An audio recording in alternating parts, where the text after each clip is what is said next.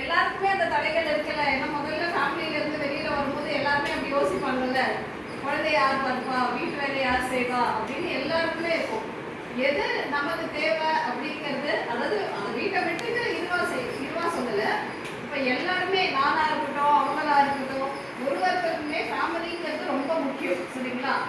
ஆனா ஒரு ஒர்க்கிங் உமனா, இப்ப நீங்க எல்லாருமே வந்து ஒர்க்கிங் உமனா ஆக போறீங்க. ஒரு ஒர்க்கிங் உமனா வரும்போது என்ன பண்ணணும்னா, பேலன்ஸ் பண்றது உங்க கிட்ட தான் இருக்கு.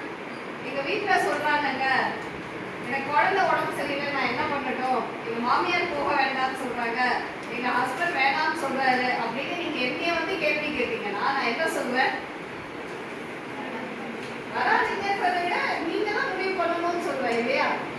நீங்க சொல்ற மாதிரி எதெல்லாம் தடை தானே, அதை உங்களுக்கு நீங்க எவ்வளவு அழகா பேலன்ஸ் பண்ணி எடுத்துட்டு போவீங்க அப்படிங்கிறது. இப்போ என்னோட லைஃபுமே அப்படிதானே.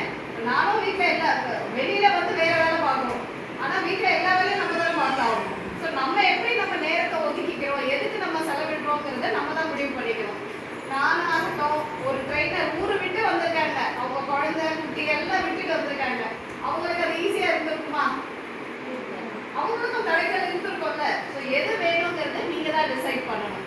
நீங்க யாரு கூட இருக்க போறீங்க, உங்களால அடுத்தவங்களுக்கு பெட்டர்மெண்ட் வரப்போதா, இல்ல நம்ம அடுத்தவங்களோட சேர்றதுனால அடுத்தவங்களையும் கீழே இழுக்க போறோமாங்கிறது நீங்க தான் முடிவு பண்ணிக்கணும்.